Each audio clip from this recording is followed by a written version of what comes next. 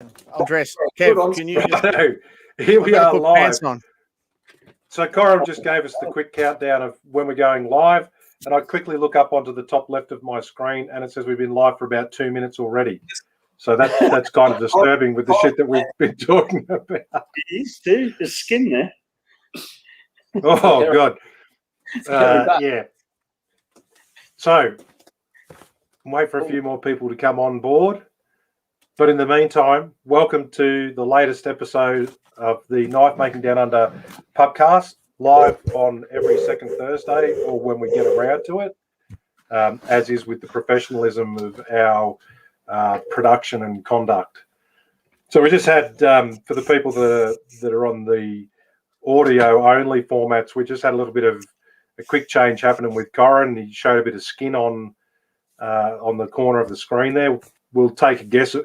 Let's take a stab at what that skin was, because it was kind of white and not very hairy. And he's proudly showing off his Waterfall Road 2021 Hammer-In T-shirt that he's changed into. Prior to that, he was actually wearing a little grey number that was reminiscent of what Mert normally wears on a Thursday evening, Corin. Is that because we don't have Mert on at the moment? That's something like that. Yeah, it's my what's his name? That penthouse bunny guy. Yeah, that was my Hugh Hefner dressing gown. Yeah. Nice. So g'day everyone. Good to see people all logging in. Awesomeness. All right. Yeah, we've got a few guys coming on board at the moment. G'day everyone. You may notice on the big screen on the visual feed that we have two people sitting there looking a bit starry-eyed, like the headlights have just come on in front of the deers. Rabbits in the headlights. That's it. So, guys, tonight we've got Luke Berkelman from MakeSmith, not MakeSmith, as often incorrectly said, and Neil from PaskMakes. So, welcome, Neil and Luke, to tonight's recording. Thanks for having us. Pleasure to be here. There we go. So we're starting to get a few listeners in now. That's good. Kev, do you want to kick off? Yes. How have you been going this week? What's happening? Yeah, mate, back into the workshop. Well, we'll briefly touch on, while you guys were having fun at the Hammer-In, I was on carer duties. My wife had her operation done on her knee, and basically she was told if you wake up in a bandage, you can pretty much walk out the door because they will have removed some stuff. Or if you wake up in a brace, six weeks with no weight bearing on the legs, which just happened to coincide with the Hammer-In you guys are having, and put a little stop onto that. But, you know, you got to do these husband duties every now and then to afford the time off for all the other shit that goes on and the loose lifestyle that I have.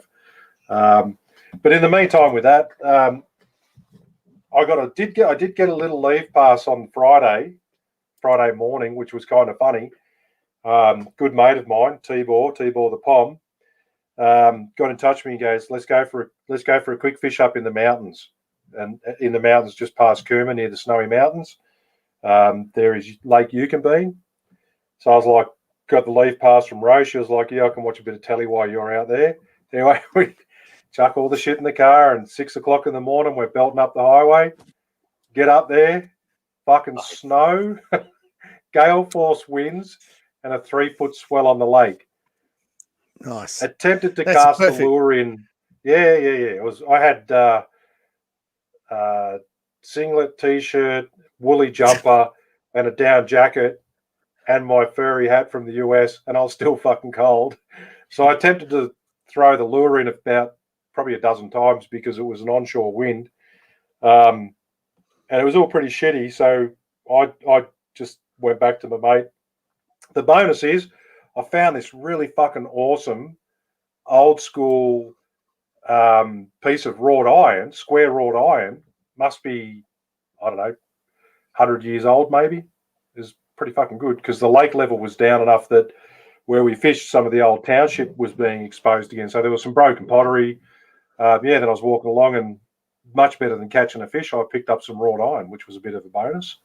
That reminds me of that time. That reminds me of that time in Seki when we were walking down that river and found Yeah, that's it. I just pictured that as soon as you said it.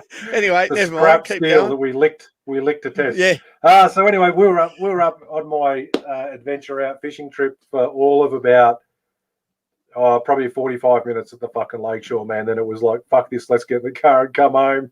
I don't know. I just would have stuck to drinking whiskey, but anyway. Well, we were going to camp overnight, and that just disappeared straight away. So it was about an hour and a half up, 45 minutes of fishing, and then an hour and a half back. I was back well and truly before midday, which was kind of funny. Didn't bother ringing my wife to tell her to get the boyfriend out, because if he was around, he would have just been helping move shit around anyway, which would have taken the job off me.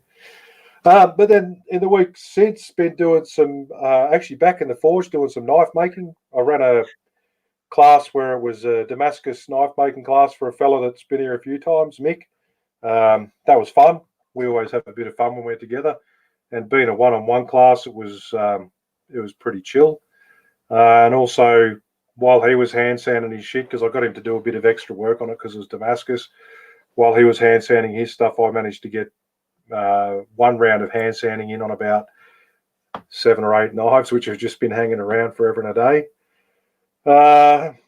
Had a fella bring around an antique. Mert would have loved this if he was here. Had a local guy bring around an antique sword from Bangladesh that his grandfather owned. And so I've just got to do a little bit of a cleanup for that, preserve the pits and life that it's had, but just get the rust off and give everything a quick once over. So that ought to be a little bit of fun. And then I'm also working on a resto / finishing job for another guy, which is 3 knives that I think I talked to you about it a while ago, Corin. There was a fella inherited some knives from a former or current, guild member that's terminally ill. I'll get his details and we might ask around to see if anyone knows him. But yeah, I got chatting to this fella and he sent me down a few knives to fix up and we just bartered on it. So I got some timber and whatnot. So I'm slowly getting through those as well. Yeah, that's about it, mate. I've got plans. Today was pretty shit.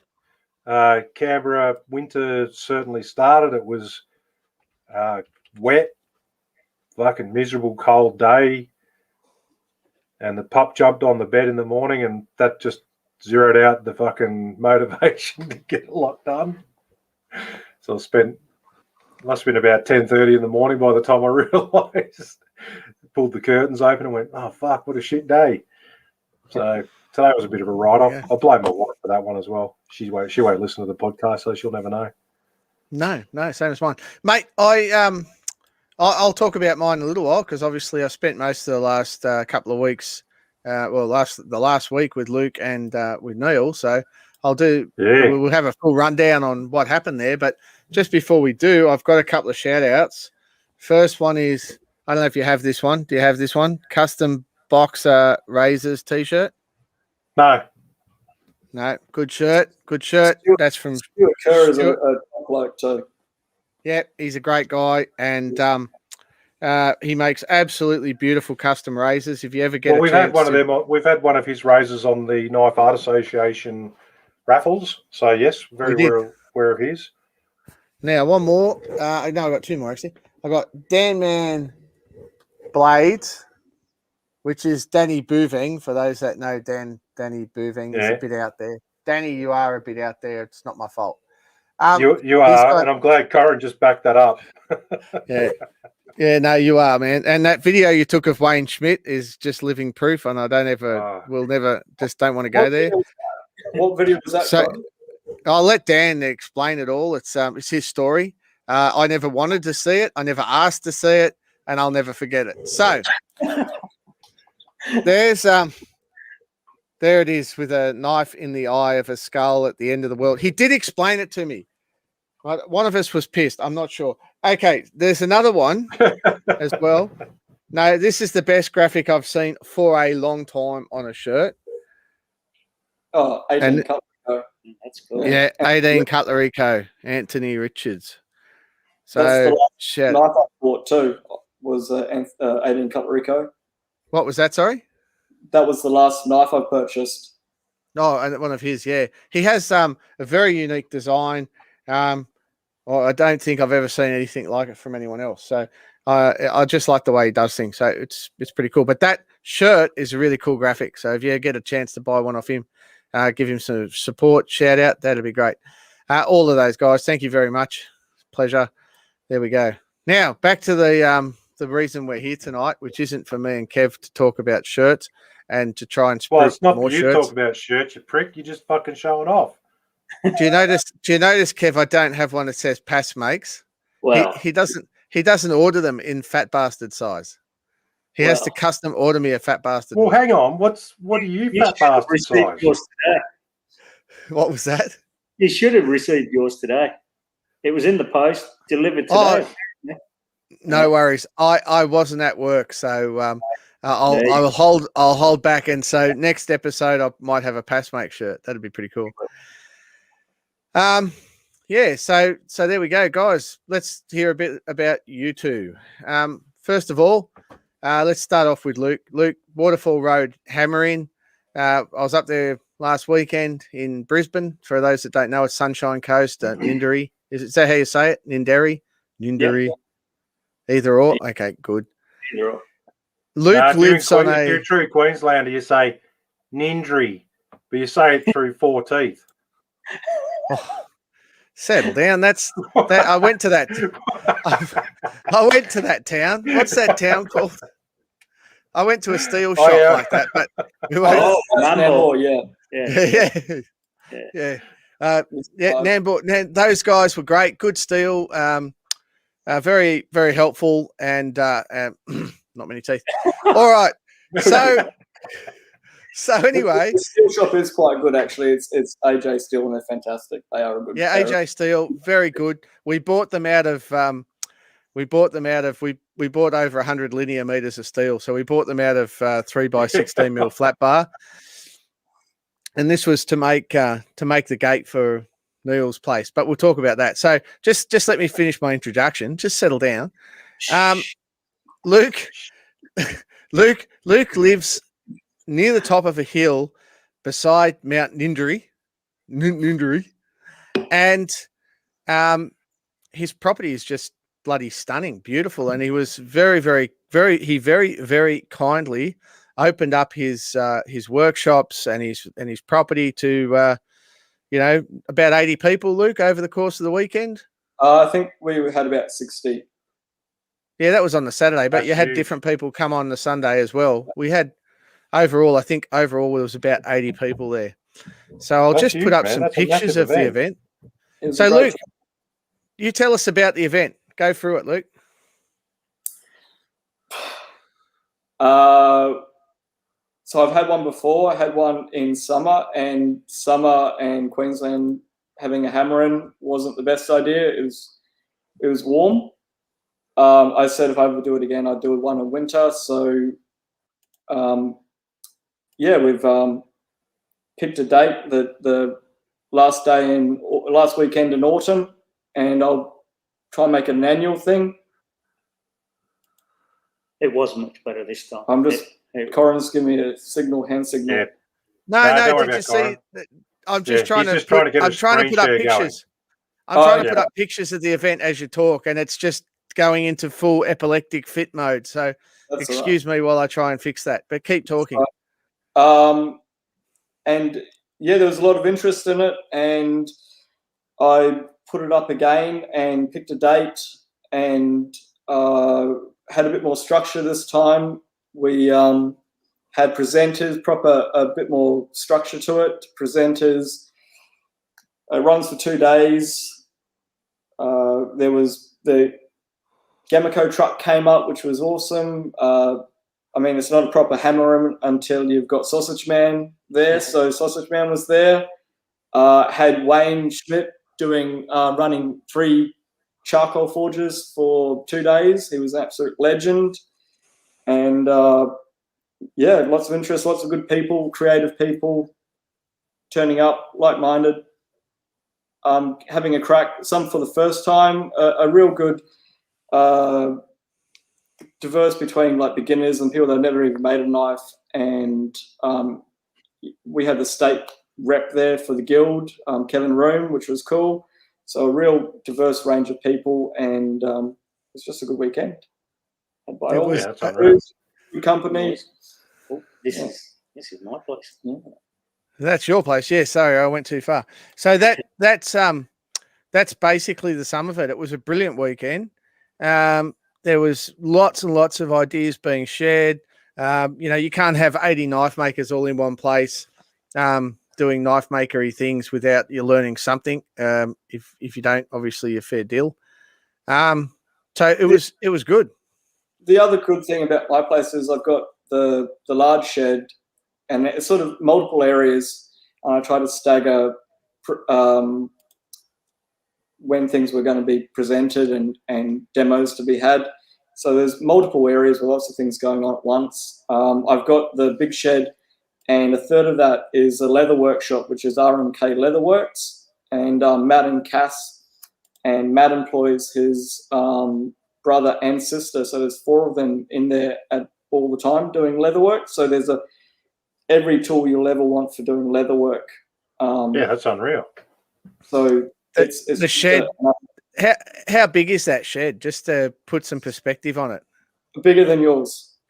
Oh, fucking huge! It's way bigger than mine. Massive. It's massive. It's a massive. What size shed you have, you always fill it. So it's Yes.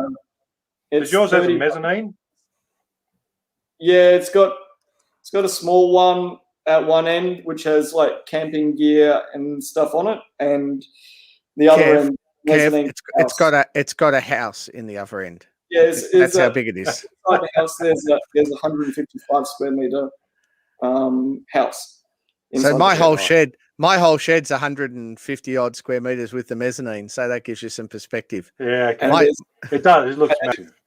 yeah, then there's about 300 square meters of shed left, which is full, left over from cars and motorbikes that I used to play with, and slowly being taken over with knife making equipment. Yeah. Right. And there's still some cars in there. So and motorbikes. It's Sorry, Colin. it's few project gear. I know I made the point, Kev, that as big as his shed is, mine still never had a car in it, so therefore better. True story. Same with my bed. Yep. No, absolutely. Yeah, so it started, we kind of kicked off on the Saturday. Well, we kind of kicked off on the Friday night, didn't we? We went to a dinner down at a local brewery. Yeah, cool location. Danger. Well, yeah, it was awesome. And then Corin, what's that? the beer was good, wasn't it, Corin? I didn't have a beer. I'm off the alcohol still. So sucks to me. But it was still good, and I'm off gluten as well, so the pizzas weren't much good either. But it was still good. We had a great vibe. We had a good talk. We talked, and Timmy bought Sausage Man a pizza but forgot to order it. So that was funny because we waited an hour to find that out. Good on you, Timmy. It was class act. And yeah, so Timmy and I drove up for it, but we came up the week before, and we stayed with Luke. Luke's from PaskMakes. He's got a YouTube channel called Pask from PaskMakes, not Luke. Luke's from MakeSmith. Yeah, thanks. She's getting confused, isn't it? It's not hard. Neil's from PaskMakes. It's not hard. Speak for yourself. Neil's from PaskMakes. And shut up. I'm talking. It's a YouTube channel where Pask makes. So he's been doing a whole bunch of stuff that just is absolutely mind-blowing for years. And me and Maddie Mewburn and originally Kevin and Mert and Ian and Keith Flutter and Kev were all going to go up there and give him a hand to do a collaboration project. But due to various things like Kev's partner's illness or operation and everyone else just pussing out, it was just me, Maddie Mewburn and Tim Ford that ended up going. And I'll just put up a picture of us there with the gate if I can If I can master that, I'll just get it on the full screen, just straight off PaskMakes Instagram. So that's the gate we made. Just get rid of Doug's comment, mate. That's on the screen at the moment. Oh, Doug. Yeah, sorry. Doug, yeah, there that's you go. done. No, much better. So that's Maddie, me, and Neil. Tim wasn't there because he had to go and set up, and we hadn't finished. So on Friday, Tim had to go and set up over at Luke's at the Hammer Inn, and Maddie and I just worked like we were driven by the slave driver that is Pask. That's not true. We weren't supposed to finish that gate. Well, it's not quite finished, but you were just determined to see it hanging. So you were the one pushing us. If you want to, hang on. If you want to stay on this podcast, there'll be no truth. Oh, okay, fair enough. All rumor, hearsay, speculation, and lies. And innuendo. Yeah, I think it was only one slave driver, and that was you. But anyway, we did see some footage. I don't know, Corin, did you save that footage anywhere of the fly press activity in sorting out those? Well, how many pieces were there? About 1,000? We worked at. There was about 1,000 pieces, which obviously we got Timmy to cut and deburr, and then they didn't even put him in the photo. Love it. Piss off, Tim. Go set up. Actually, that's exactly what happened. I kind of don't feel bad, but I do. Sorry, Timmy. Here's some more pictures of it. Neil took some great photos. Obviously, Neil's a YouTuber. Comment. Come on. Oh, Kittle, get off the screen. Get off, Skittle. And so basically... that gate is friggin' unreal, man. That is a work of art. Basically, we tied together Neil's love of assembling small bits of material in a Japanese style called kumiko, and we forged a bunch of elements to go with it. Is that fair? I've been making one at the moment, so that's a good one. That's what kumiko normally is. Can you see that? Yeah. Yep, we can see it. But the problem, Neil, is that it's made of wood. I'll just put it bigger, make it bigger. Do it again. One of my highlights from when I first met, when Corin first turned up at Neil's was the excitement that he had for a cane toe. Is that a real cane toe? That's breathing, man. Look at that thing. I was walking. I've never seen a grown man squeal so much and with excitement. Put a spider in front of me. Put a spider in front of me. Fair suck of the sav. Fair suck of the sav. I'm walking through his garden, and I said it would be mad to see a cane toad, because obviously in Queensland I've never seen a cane toad. I'm walking through his garden, and next thing I kicked something that felt like a football, and I'm like, "That's got to be a cane toad." So I had a look, and sure enough, it was a cane toad, and yeah, they are literally everywhere. I was a bit taken aback. I thought people were probably exaggerating a little bit or whatever, but no, Neil's garden is a veritable cane toad habitat. It is. It's pretty full on. But Neil doesn't just do timber work, and I mean, obviously that's the lower end of what he does, the timber work stuff, but he also does things like fast forward versions of this. In this video that I'm playing on the screen now, in fast forward 60 seconds, he's making an axe. He actually forged the axe from what'd you forge it from? Mild steel and a 1084 bit. Yeah, sweet. That's so nice. And that was his third. Yeah. Here we go. So he's folding it now. For the benefit of those watching on audio, we're watching him do it on his Instagram, which is PaskMakes. Folding it, forge welding it, cutting in a 1075 steel bit and welding it up. And yeah, and he ends up with just the most beautiful little hatchet axe type shenanigan. It's fantastic. Cool. Forging it out under his fly press. Excellent work. And for a guy that's only ever attempted 3 axes, do you want to tell us about the 3 axes you made, Neil? Oh, we could just talk about the third one. No, no, that's not how it works for any of us. No, it's not how it works. No, that was my third attempt. The first one, I made a mess of it. I collapsed the eye, and I wasn't holding it very well with the tongs, and then I'd open it back up, and then I collapsed it again, and I weakened it, and it was just no good. And then on the second one, the forge well failed. And then third time, lucky, I got there with that one. So, yeah. So I learned something from the first two. And that's what it's about, isn't it? You know, that was brilliant because I normally throw it in the gutter and walk away crying after the first failure. Second failure, it just doesn't happen. So I was really impressed by that personally. Yeah, my first one worked. Your first one worked, did it? Sort I of. got, you're just quality though, aren't you? Neil came up to mine because I'm literally 2 minutes down the road, not even, and wanted an axe drift, and I didn't have one, so we made one, and then one thing led to another, and we're testing how to make one before he made one. Not to behind the scenes. I think you just got excited and wanted to. Yeah, I wanted to make one. I was like, this is going, and I was knackered by the end of the day. And I ended up heat treating it and thought I'd grind it, forge thick, grind thin. And I quenched it, and then I forgot. I just left it. It was too hot, and I dropped it in the oil, and I couldn't get it out. And I was like, I'll pick it up later. And I forgot to temper it that night, and mild steel just ripped the 1084 core apart significantly. I've dug most of it out, but it's changed what it was going to be. So it's a bit of a shame, and it's a simple learning, simple beginner error, and I shouldn't have done it. So, yeah. Third time lucky, mate. Yeah. I'll make another couple. Oh, the dogs. Corin's favourite dogs.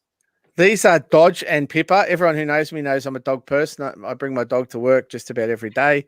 Dodge and Pippa, they're not Corin people. They were, yeah.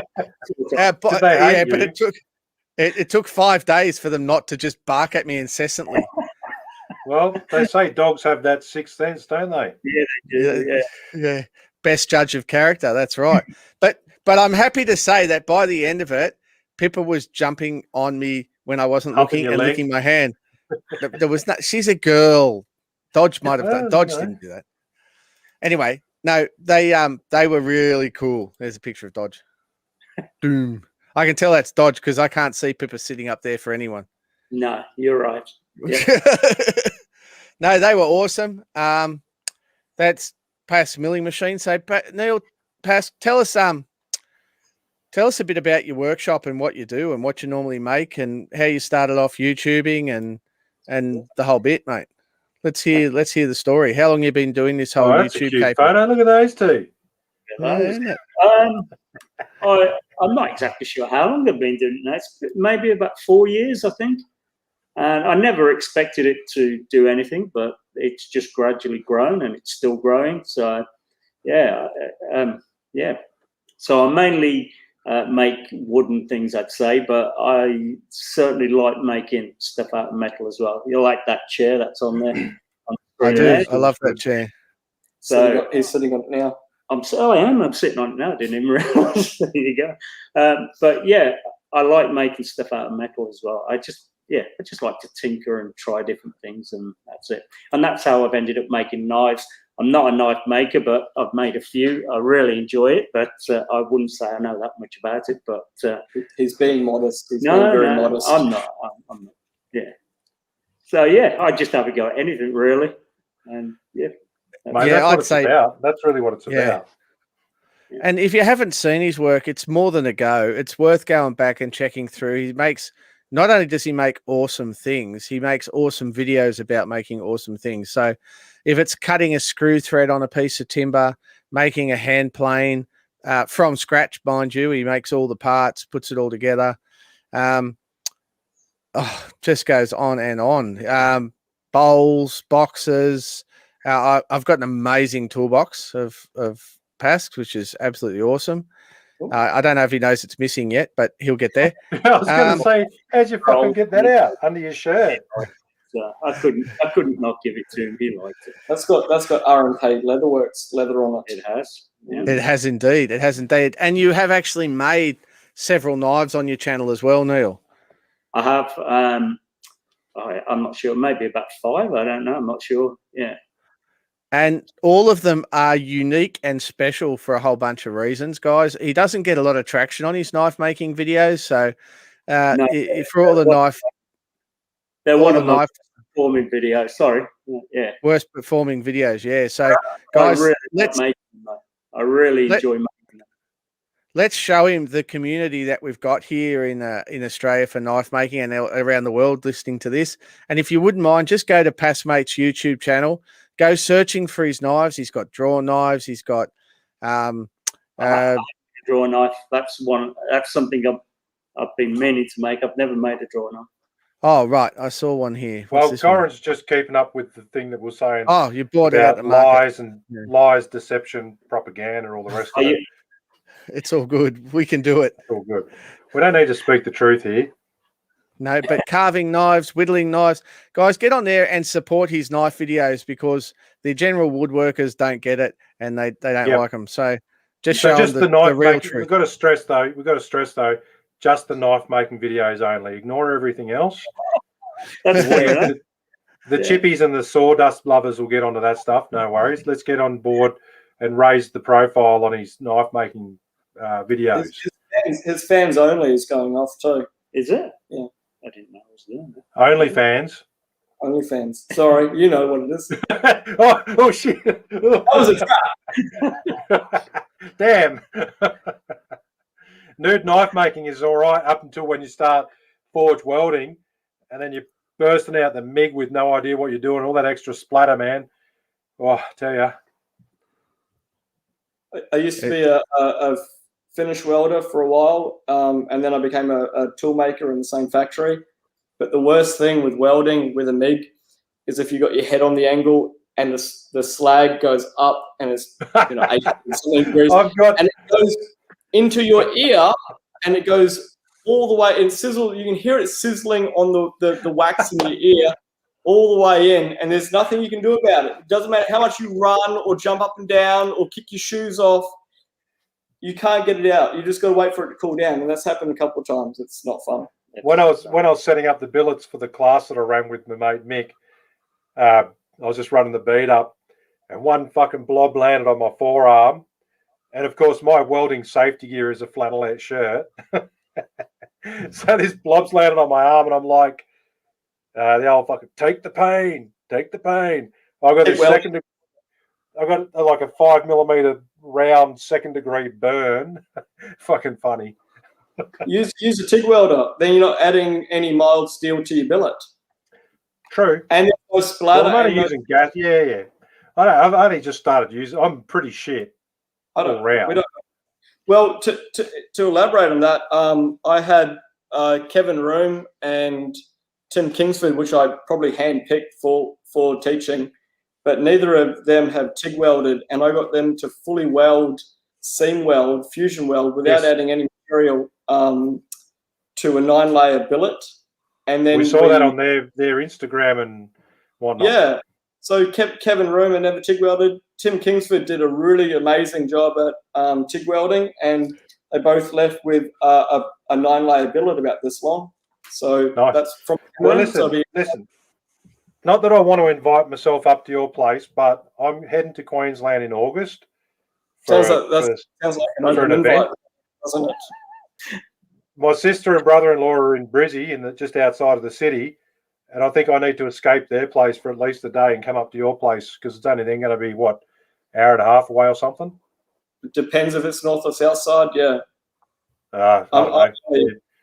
They're not far from bloody, what's that yuppie suburb where they do all the shopping? Anyway, it doesn't matter. Nindri. Nindri. Nambour. Just outside of the city. Anyway, it doesn't matter. They're only just outside the city, but I'll come up anyway. That'll be a good thing. So sexy. We'll stop in at Pask's place so I can get a T-shirt. Yeah, absolutely. Anytime, mate. Corin just wants to have more T-shirts than me, the prick. You just don't have 2XLs. You what? That's what I have. XLs. Ooh, how rude. Jesus. Now I'm going to have to go on a fucking diet to fit into one of your shirts. So Neil, Andrew Smith. Andrew Smith's on the chat there, and he has he's throwing down the gauntlet. Andrew Smith is the administrator for the Knife Art Association. He's the guy behind all the events that the Knife Art Association runs: the symposium, the Sydney Knife Show, the Adelaide Knife Show, the Perth Knife Show, the Brisbane Knife Show, the Sydney Knife Show. Hammer-ins too. Hammer-ins like the one at Luke's, which was sponsored by the KAA. And he's throwing down the gauntlet, and he's saying, will you make a barrel knife? I think I will make a barrel knife. Well, I'll give it a go anyway, but I'd like to make one. I am personally somewhat threatened by this because everything that Neil makes is better than anything I've ever made. So, don't worry, Neil. He'll invite you down to make a barrel knife. He'll say, come down and make a barrel knife. It'll only take 3 days. 7 days later, you'll be like heat treating your thing the wrong way. He's just a prick when it comes to it, you know. I don't drink anymore, Kev. So you'll save at least 2 days. True. Maybe we will, 3. We will, because I wasn't discouraging you from the 3 o'clock finish to get on the piss either. And that was after an 11 o'clock start after the hangover from the night before. True story. We did see Jamie Bishop's Sausage Man's barrel knife that he did complete within a year. So that's pretty impressive.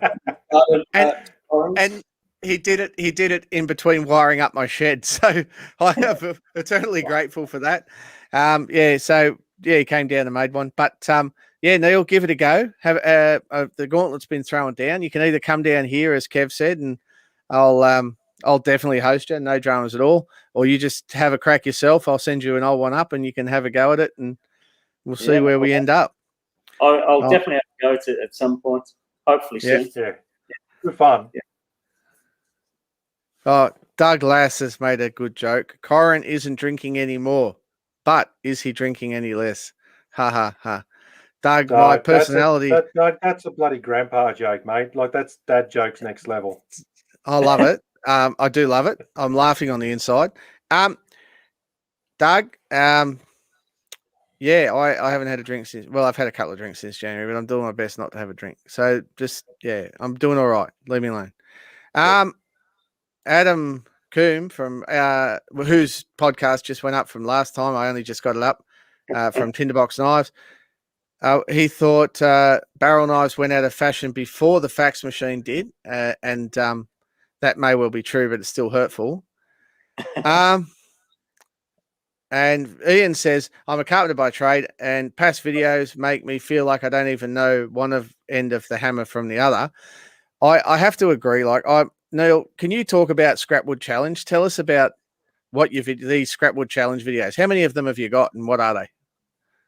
Well, I've just done the 50th one, but when I started, I was given a heap of scraps that come from Laurel, and it's from a local business that make chopping boards. And I just had the idea of making 7 videos in 7 days, and that's what there we go. There's the piles of scrap. So first, I started it. It was only supposed to be 7 videos. And each day I actually made that project that day. I filmed it, edited it, and uploaded it that day. And it nearly killed me that week, but I got through just about. And it was quite popular, so I was being asked to continue it. So I did. I just carried on, but the next ones I just made just when I had time to make them. There was no structure. It wasn't one every week or anything like that. And I just got up to the 50th one. So. Yeah. So if you go through his YouTube or Instagram, you'll just see so much stuff made out of this ratty old offcuts of camphor laurel. And I'm just trying to find my favorite. Oh, not one of my many favorites actually, but it's my favorite because it's sitting on a table just next to me, which is a good thing. Your hammer was there then. Yeah. Just do something else, Byron. Just go.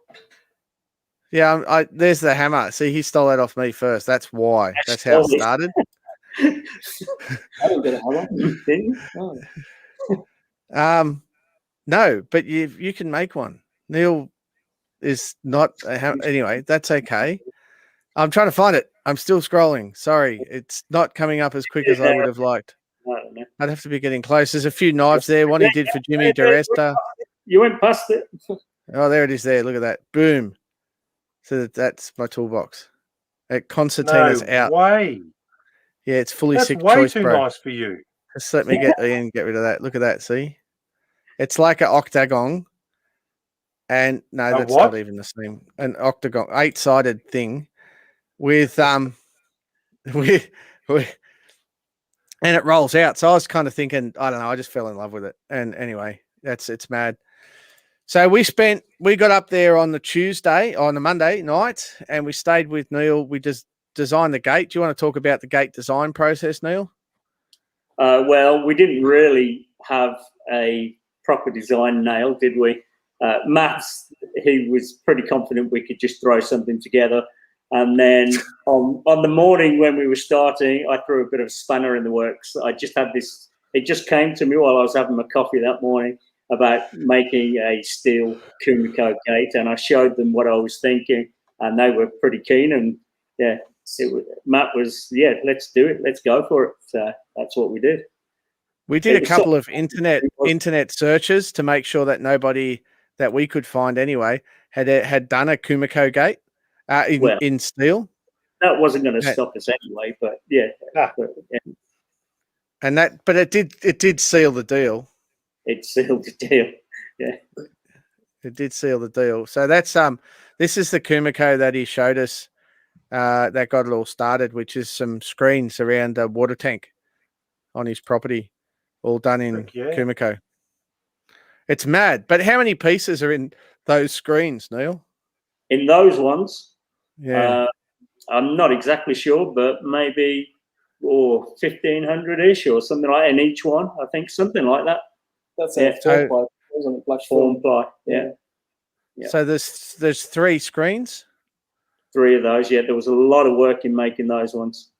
But I enjoyed it, though. I like doing that sort of thing. So, yeah.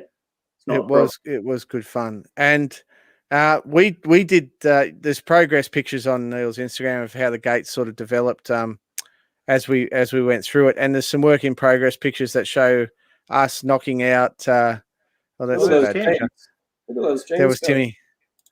Of us knocking out the little curved bits in the gate, because Matt was adamant that we had to have some curved bits in the gate because otherwise it wouldn't be steel, like it would just be Kumiko in steel that could have been wood. Yep. And you can't bend wood as easily, so we had the curved sections go in. And anyway, it just looked mint. It looked really good. It really did. It took some days. Yeah. Kev, you got any questions for them? Oh, mate. Well, I've just been overwhelmed with all this Kumiko stuff. Didn't even know what Kumiko was. No, you got to Google now it. It's not I'm kind of intrigued. It's woodwork version of mosaic Damascus. So it's unreal. Say that again, Neil. Sorry, we talked over you. Many patterns, so you can take as far as you want as well. There's it's not just that pattern that you've seen there. There's I've heard Kev goes all the way. Oh, does he? Yeah. Twice. Once I finish, twice I go backwards, just because I can. What's your favourite or most useful tool in your shop, Neil? Then doesn't matter if it's not for knife making. Like, what's one of your go-to, particularly with let's say hand tools? Hand tools. Yeah. I'm not sure. The big mallet. I like my bandsaw, but that's not a hand tool. Tell him. No. Tell him about the bandsaw. Why do you like your bandsaw? Tell us about it. Because I have never seen a bandsaw like that bandsaw. I made the bandsaw. I did make it from plans. There's a guy called Matthias Wandel on YouTube, and he makes his own. So I did buy his plans, but it's an awesome bandsaw. I built it about 5 or 6 years ago, and I've never done any maintenance to it. It's still running like the day that I made it. It's all wood. The whole thing's wood. The frame's wood. The wheels are wood. Everything's wood. Works. That kind of goes without saying that why that would be your favourite tool then, given that you actually built it. I use it all the time as well. So Yeah, for sure. Yeah. No, good bandsaw doesn't go astray, that's for sure. So with Luke's workshop being excessively large and many of them, what sort of workspace do you work in? And you've got your bandsaw. Give us a sort of virtual tour in, the 30 seconds of In what my your place, workshop is. Yeah. It's split into two halves now, the workshop. So I used to try and do everything out of one side. So I'd be woodworking one day and then grinding and welding the next day, and that sort of thing doesn't go out. So now I've got a separate metal workshop, the other side. So to mention your stop saw. Saw stop. I didn't make that. I prefer my bandsaw. Yeah. No, continue. Talk amongst yourselves. Yeah. What was I saying? Yeah, I've got it split into two now, it's much better. And my metal workshop has taken a while to evolve, and it's just sort of getting there now. So I haven't done so many metal work and knife making, I suppose, videos for a while, or projects, because I haven't been set up properly. But no excuse now. It seems to be a grinding room too. Yeah, maybe. Corin has almost convinced me into making a grinding room. So boom, chicka, wow. Insulated, air conditioned. It's nice. And ventilated. My favourite part is his workshop is also air conditioned, Kev. So that's how cool he is. Oh yeah. My I know what favourite. you're going to say. You like my welding table? No. You beat me to it. Tell everyone about the welding table, because that is a piece of work. Well, I haven't actually put it to that much use. I made it maybe 6-7 months ago, and I've done a couple of small jobs on it. But for those gates, it was fantastic, wasn't it? Because you can clamp anywhere. So we put it through its paces, and it was good, wasn't it? It really was. It was excellent. It's got removable slats that you can take out and put clamps in their place. Yeah, right. Which you can put them anywhere. You know, the welding tables, layout tables that have the little holes, dogs and stuff that you can move around. With the layout that he's got, it's like you can put the clamps anywhere. It's golden. It's really cool. It's really good to use. And it's heavy as well. Yeah. I can't imagine how we would have made the gates without it, actually, because we were welding one side and it was buckling and warping and carrying on. To do it, we really had to clamp it down in so many different locations, and it just made it possible. I was blown away. I want one. Even Matt said he'd like one. Yeah. No, really good. If anybody listening is interested in the metal arts, particularly welding, I think it's well worth checking out that table, because it's a bit of a project. It's just well worth it. And that's it. He's got videos on how he built it and using it. So yeah, happy days. So Luke, let's have a bit about you, mate. So tell us, how did you get into knives? What was the first knife you owned? I grew up with knives. I lived in a rural residential area, backed onto bushland, like pretty rainforesty sort of bushland. I literally broke my wrist swinging on a jungle vine, quite literally. Always had knives, probably too young, given knives as a child. Like, go play in the bush. Remember putting edges on putty knives. I remember, we just grew up building cubbies and being in the bush making cubbies with knives. And I think it was sort of suppressed towards my teenage years, and then it went to cars and motorbikes. And a good friend of mine made a knife for a friend, and because he was my best friend, we're competition. He's half Dutch, I'm half Dutch. I'm like, I can make a better knife, and he said, no, you couldn't. And I said, yes, I could. And I just made my life goal to make a better knife than what he could produce. And he owns some of my knives now, so I think he's conceded, and I'm a better knife maker. And the bug bites, and you're trapped. That's it. I just want to go back to a technical point there, mate. You said you were half Dutch. Is this a technical point or a racial point? No, it's a technical point here. It's not racist. And the other half's Kiwi. I'm not going to ask you why Dutch eat small pancakes. That's irrelevant. But just before, let's go back about 15 minutes in this podcast. You said that you were a Finnish welder. Now you're saying you're half fucking Dutch. Get your story straight, mate. It's hilarious. That's a bad dad joke, I know. I had to wait for the opportunity, and there it was, served up on a silver platter. Anyway, back to what you're saying, something about cars or something. I don't know. Wasn't listening. Subaru suck. Sorry, what? I'm a V-dub driver now. So am I. I went from one Volkswagen, a little one, to a big one. So yeah, they're good cars. Jay Cross is sending me messages. This is probably on the screen. He's probably should play one of the voice messages. Is that appropriate?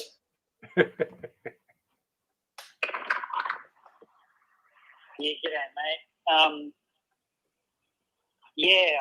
I don't know how to say this, but, you know, like they've always said you shouldn't meet your heroes and all the rest of it. And I just, you know, ever since we met, I just can't help but think that, well, I'm pregnant.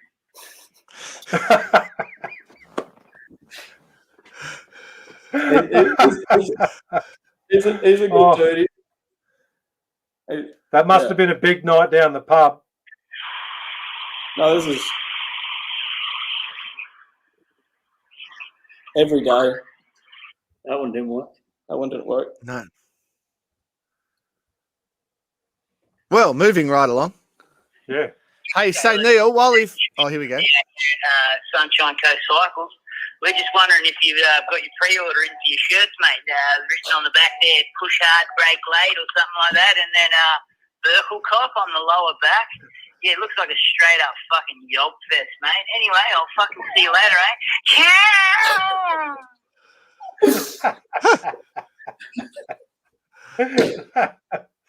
We might need to get him to do the outro for Timmy. Oh, so good. I think that's probably right. I checked out a lot of Jay's work while we were up there all summer anyway, and he's making beautiful stuff. Certainly is it's good stuff, mate. It's not yours. So anyway, hey, how about you, Neil? Tell us about your first cutting tool. It probably wasn't a knife; it was probably a wood plane or something. But yeah, I can't really remember, to be honest. I had pen knives when I was blunt ones, probably, but yeah. So I was the same. I just used to play at the woods at the end of the road, building tree houses and stuff, and yeah, we'd have a pen knife and carve names into the tree and all that sort of thing. Yeah. I got my first pen knife on my 6th birthday, and my first stitches one day later. Yeah. Anyway, never mind. Yeah. They are travelling down to Sydney Knife Show in August together.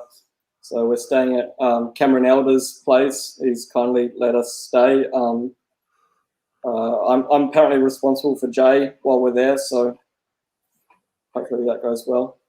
That's gonna be a fun week. Yeah, I cannot fucking wait. Cannot wait. Yeah.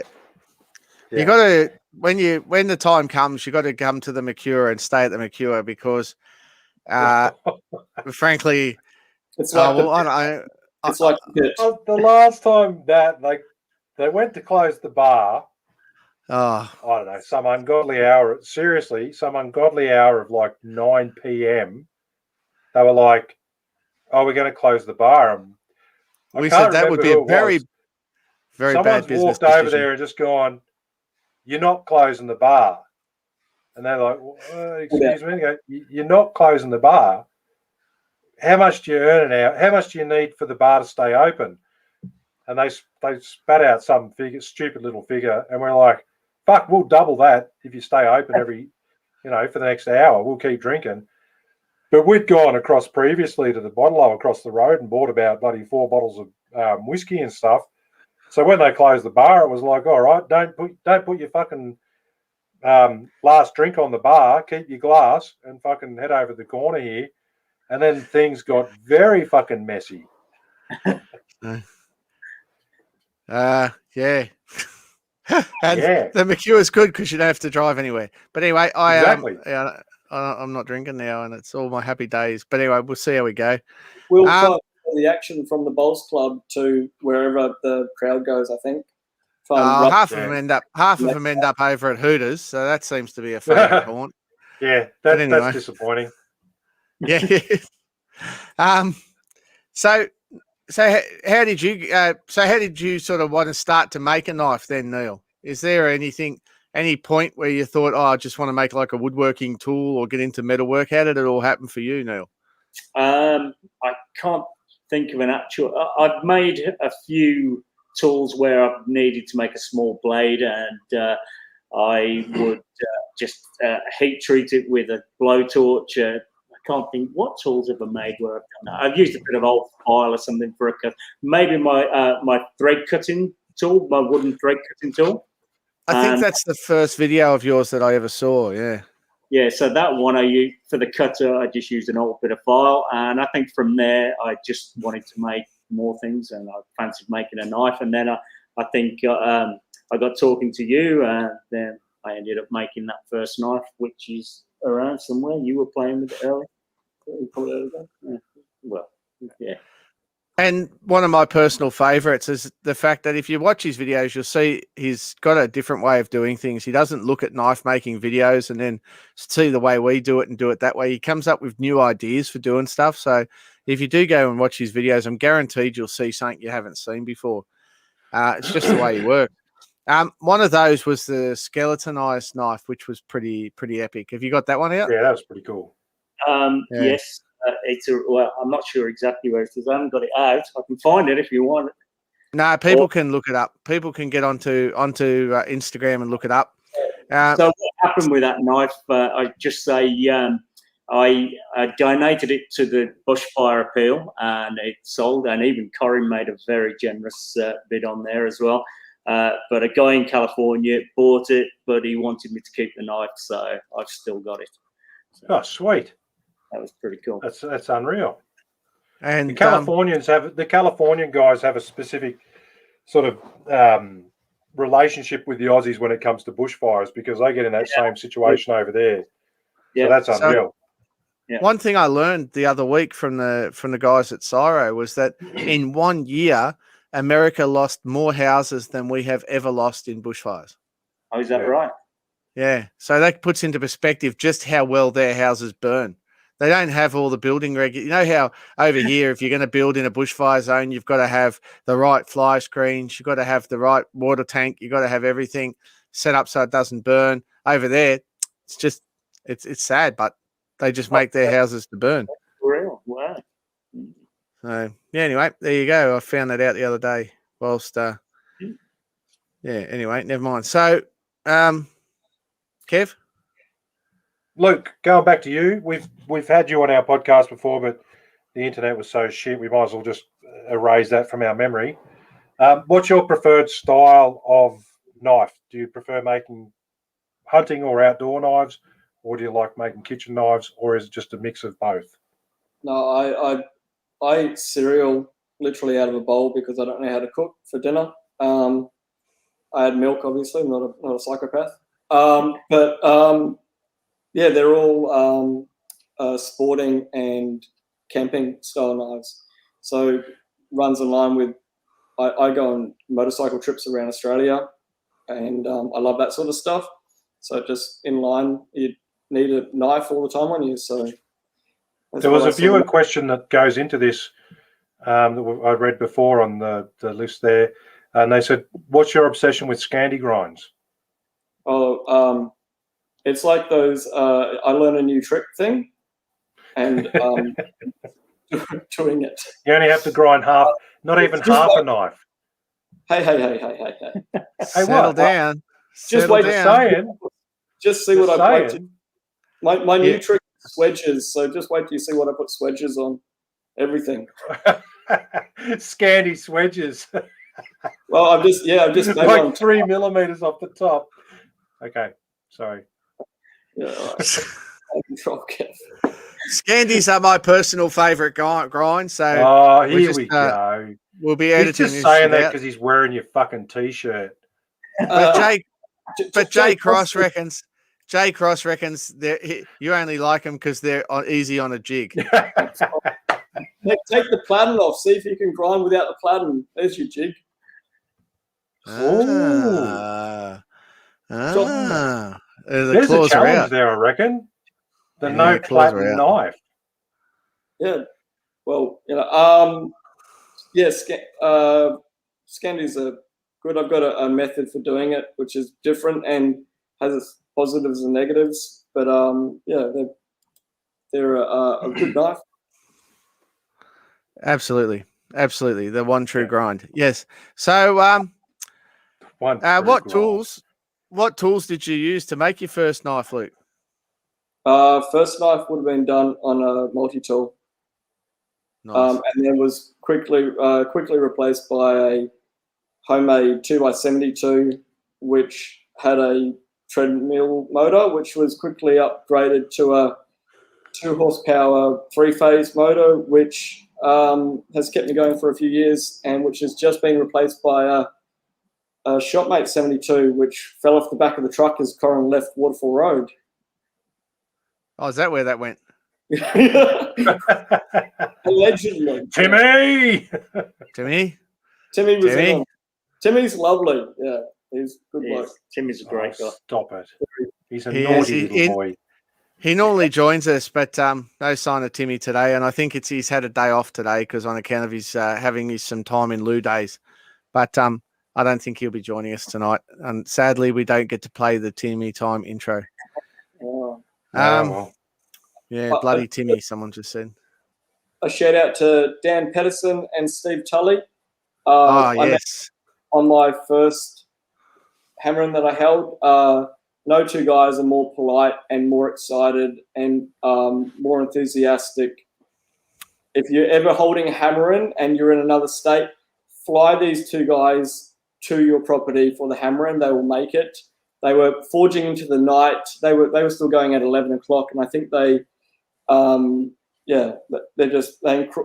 forged some beautiful. I think it's the Elementary Jason Knight knife profile. After watching his videos, they've done an amazing job, and they're always a pleasure to have. Actually, Dan was there on the Saturday and the Sunday, and his wife went into labour on Sunday, and he so good.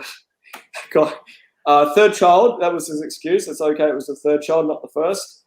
And he went home, and then she was having contractions. Sorry for sharing, Dan. And then went to school, went to uni on the Monday, and then came home Monday afternoon. And they went to the hospital Monday afternoon. So after she was having contractions that whole time. So he made it to the he made it there. Kev unfortunately didn't, but we understand. It was on your third fucking run of a kid, the doctor just comes in with a fucking catcher's mitt. Sits down like that. Boom! With a sore knee, mate, and a leg brace. That's fucking difficult. Jokes. No, It's my wife's first sore knee, not the third sore knee. So, and also meeting Mike. I'm not at uni. Talking about other uni students, we got Mike Bandella, who's a mechanical engineer student and makes beautiful knives, kitchen knives and hunting knives. I've seen a few come through the workshop because he sends them to Matt at RMK to make a sheath for. Yeah, I think he was very quiet, and then we got into the beers, and then in the ninth sort of hour, he had to go back that night with Luke Cole, but he forged out an integral chef's knife, like a K-tip, I think it was, and Corin was striking for him for a while until I saw the flattening hammer fly off in one of the videos. Oh, that was the first strike. The hammerhead was the flatter head was loose, and about 2 strikes in, that went flying, and then we got that sorted out, and it struck okay after that. Thank God. I've seen some videos after that, and he's making a gorgeous knife. So it's a 1084 mono steel integral. So that's really cool. Might be in that Sydney Knife Show the way he's heading. So yeah. Awesome. So tell me, guys, in turn, who was your biggest influences and mentors in what you do? For you, Luke, obviously for knife making, but Neil, for everything you do. Well, I don't know. I mean, maybe what I'm doing now, making YouTube videos. Then I started out watching Jimmy the Wrestler, so I really like what he did. But I've always made things, so I don't know. I'm really not sure. Not sure. Don't know. But well, maybe my dad. I mean, he's not really artistic, but he was a builder, and he used to take me to work when I was a little kid. So I was using hand saws and mixing up concrete when I was probably 6 or 7 years old, maybe. Yeah. So using tools, that would have come from that. But he definitely wasn't artistic though, so I don't know where that came from.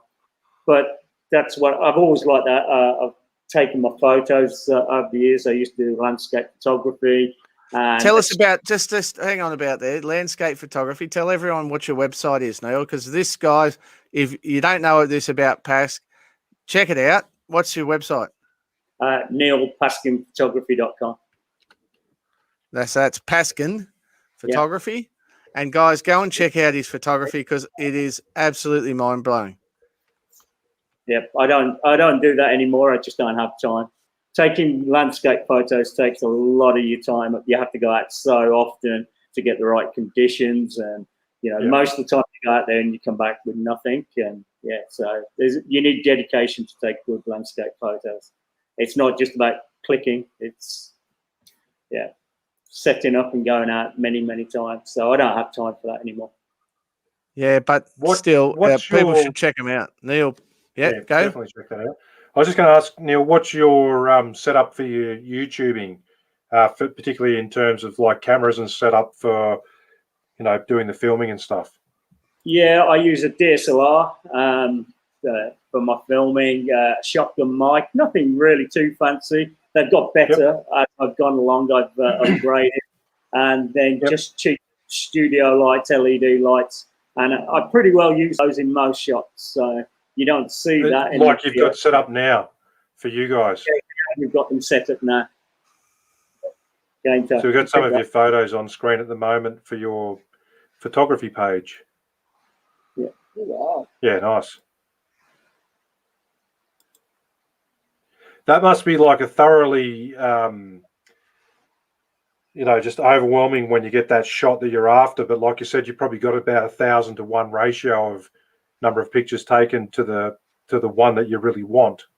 Yeah, when you get that one, it's a good feeling. But like I said, there's a lot of work to get those photos. Unreal. I'll maybe get back to it one day, maybe in another 20 years. When you need a hobby. It's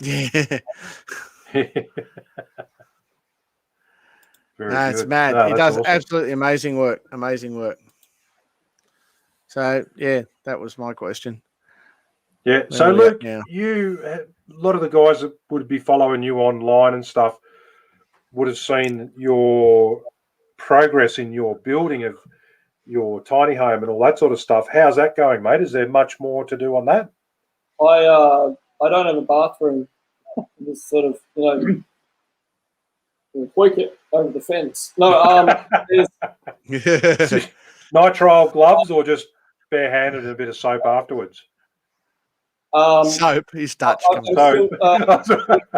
was waiting for that. Priority-wise, I built everything. I just haven't finished the bathroom, which, it will be a bit of a problem. I need a macerator, and I need to run pipes. Well, don't you generally masturbate on your own? Pardon me? Don't you generally masturbate on your own? Didn't you say you need a masturbator? Macerator. Oh, right. It's like a blender for poo. You know that too. Corin's got 4 of them in his workshop. Have I? Next to the dye filer. Probably the most complicated. I wouldn't recommend building a shipping container home to anyone. You'd build a skid, a metal skid, and then build a normal construction tiny home on top of that so that you can move it. But you wouldn't. Don't build a container home. They're not worth it. So, Yeah, no, fair enough. that's my hot tip. I just built that 16-ton press too. Yes. Yes. We gave that a workout on the weekend, so that was good. It seems to work fine. Hasn't squashed anybody, fingers or otherwise other appendages, so that's good. Well, when you have that many people over and alcohol, other things might often get squashed in there. But well, Kev, it was a KAA event, and for their insurance policy, obviously we weren't drinking and using equipment or forging, obviously. I've just gone through my emails, given that I'm the president, I've just gone through the emails to find the one that said we were actually sponsoring the event, but that doesn't matter. I'm not included on all these things. That's where that shirt came from. Yeah, that's the back of the shirt. Oh, back of the shirt. I bet you he's shown that to a few people. Oh, settle down, son. Righto. Settle down. All right. So one of the other guys on there, Stan Stanley, who's one of our regulars, Luke, Stan's asked, what's your favourite steel and handle material? I just love high carbon steel, mainly because I've only just got a kiln, so I've only just been, the doors only just opened up for stainless and super steels, crucible steels. So still love 1084, and Gidgee is always a pleasure to work with and finishes nicely and doesn't need stabilizing. I've got lots of ebony. I like the darker colors. I like to use a lot of carbon fiber pins, so things that contrast. Recently, just for other knife makers, spalted timber is really hot right now. Everyone's doing it. Spalted timber. Kev, you should see the stuff that he's got, mate. It's like giraffe bat pattern. I've seen some of it online. It's fucking epic. So I'm just getting into stabilizing, and there's a whole new world. A lot of that, pardon me? I said there's a whole new world. Yeah, stabilizing. I've been talked out of it 3 or 4 times, and I just did it anyway. But yeah, spalted timber is pretty easy to for a beginner, and doesn't take as much time. You can do a lot of things with it with dyes. So yeah, it's I've got lots of it, and you should see it on quite a lot of my knives with black blades and white handles and or light coloured handles with black pins. Yeah, no, it looks good. I like that sort of look on them. What was one of the other questions we saw there? Well, Dino Handsacker, g'day Dino. He just said, carbon pins, where do you get yours? Model shops, hobby places. It's a lot of the times you go in there. Well, these guys sell them as well, but a lot of times you can go down to the hobby shops and they sell it as kite making material or something. Yep. Yeah, we've got tubes as well. So we've got carbon fiber tubes. There you go. I've got to talk all different sizes. Yep. All different sizes. Mosaic one for one of the knives at the show. So I'll do a mosaic carbon pin. Yeah, nice. They're good too. I haven't seen that before, so hope someone else has that now. There's Timmy's got a huge order of stuff coming in that's going to be changing and revolutionising the pin supply market in Australia. So stay tuned for a bulk buy on that in the near future. But anyway, not too much. Probably said too much already. And there we go. Where are we at? So what's your next planned build, Neil? Oh, what is it? I'm not sure. I need to make a small box, but it's nothing fancy, but I have to do it. It's for the Makers Mob. I'm part of the Makers Mob, an online. Tell everyone about it. Tell us all about it. There's about 7 of us YouTubers who make online tutorials. So at the moment, I'll show it again, the Kumiko, and this piece of Kumiko I've just done a full tutorial on, and I have to make a project with that in. So I'm just going to make a simple box to put that in. And I need to get the gate finished. So tomorrow I'm onto the gate, get that finished, and hopefully get the video finish for that in the next few days as well. So stay tuned to his account, guys, and make sure you give him heaps of likes, shares, and subscribes, and get the word out there and show people what he does. Someone says, "Where's Timmy?" I don't know, but we can put the Timmy Time intro on and see if he turns up. I sent him a text message saying, "Are you asleep?" and never got a reply. So we're going to go with Timmy's asleep. We can play the intro if you like, but it's not going to mean that he turns up. Nah, don't worry about it. He's not here. The rain is picking up at the moment, so if you Can you hear us? Yeah, a little No. bit actually. Yeah, not much I though. can. Just Corey Cunningham's just put a point up for people saying extruded carbon pins aren't proper size. Keep that in mind before glue ups. Go out and buy a set of vernier calipers and always use your vernier calipers to measure your pin stock, people, because the pin stock is very rarely the size that they say it is. So It's don't just rely drawn. on the measurements.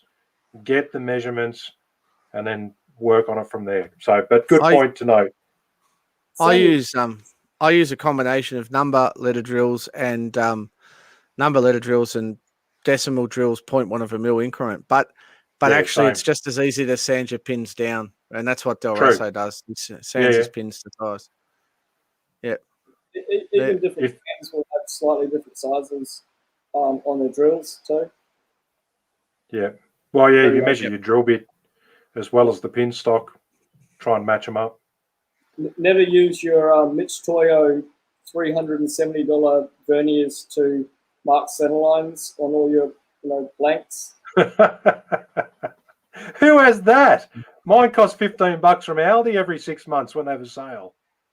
I go and buy 5 sets of the verniers.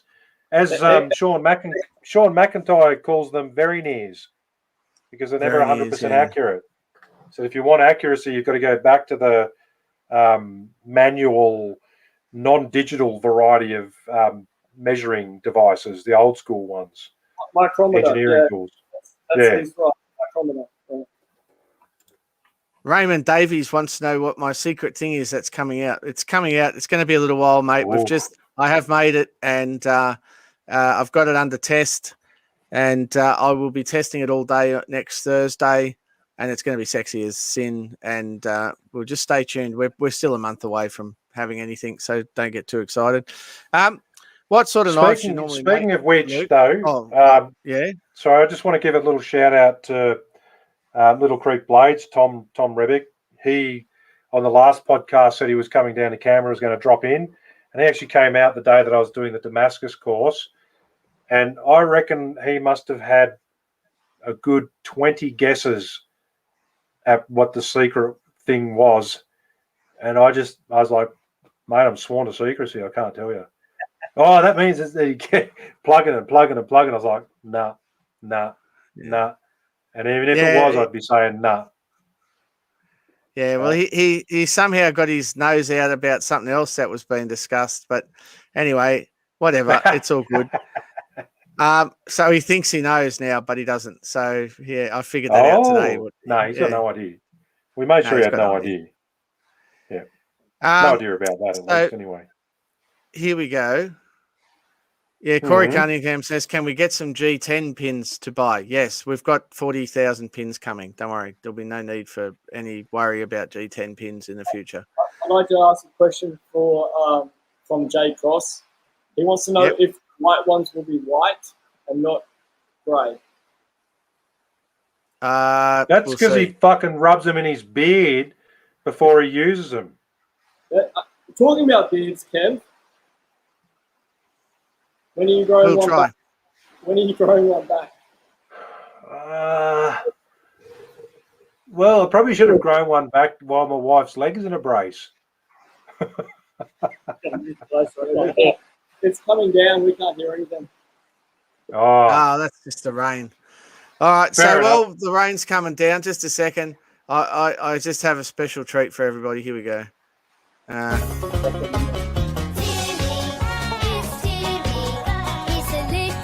Knife maker. With a lot to learn. It's Timmy. He's a handful of trouble at every Timmy, what's going on? Timmy lives off Gamico Artisan Supplies. When goes up into the trying to be cool, he's number one. He joins all his friends, Knife Making Down Under podcast. and he's always having such a lot of fun. Timmy, it's Timmy. There you go. He's not here, but I do have a Timmy time. Hello, this is Timmy. I'm going to drink milk. Timmy time. Gamico. Yeah, I'm having a glass of milk.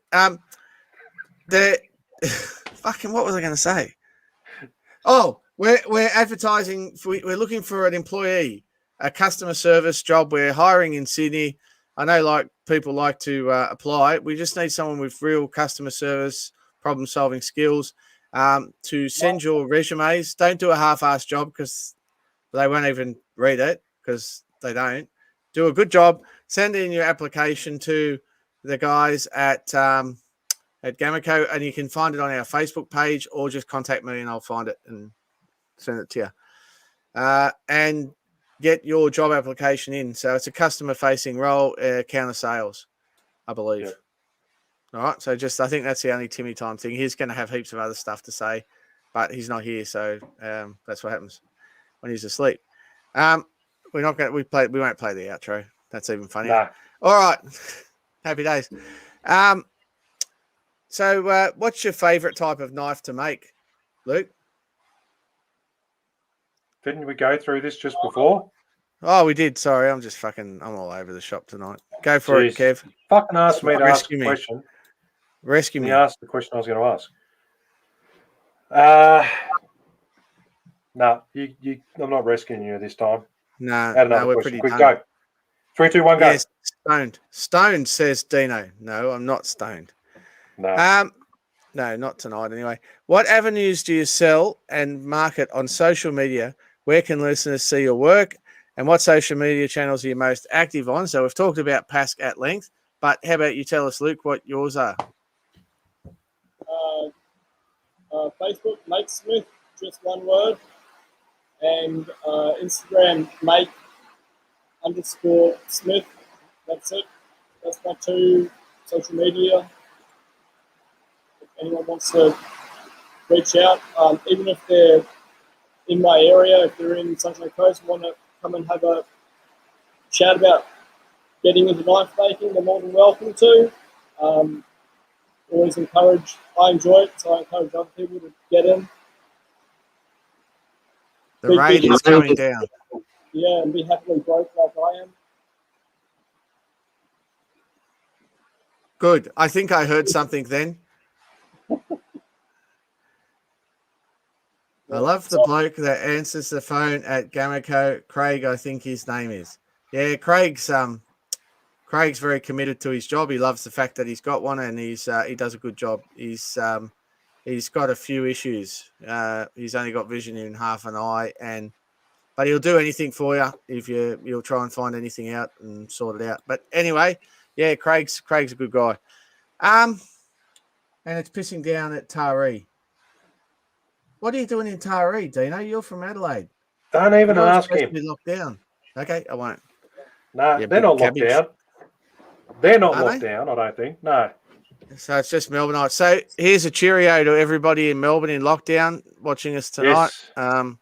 Unfortunately, been extended again for another week, which is just devastating, I'm sure, for a lot of people. Hopefully, we've got a little bit of entertainment for you guys. Dino says his mum's crook. Sorry, don't you hear that, Dino? Yeah, that's no good, mate. Look after him, mate. That's no good. I think the Matt lockdown Snape. is more knife makers to come, take up the hobby maybe with all their spare time.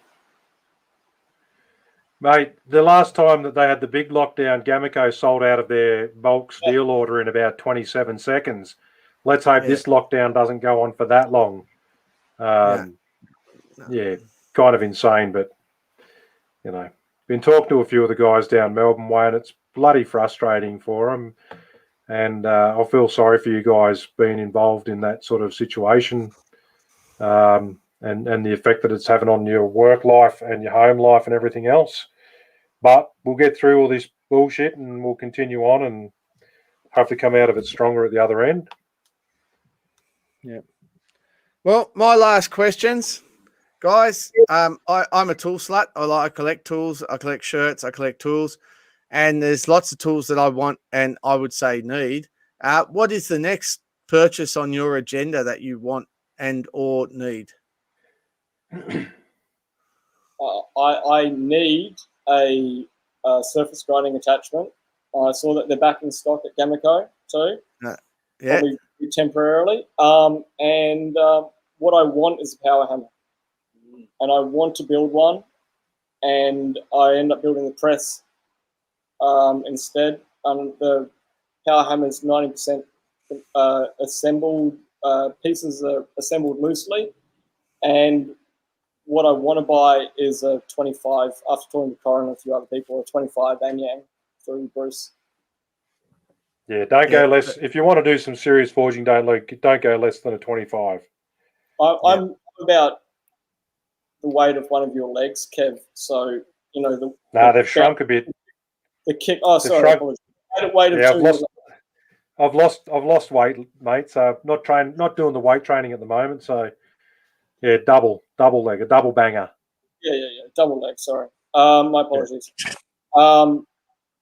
Yeah, I think 25 will be definitely big enough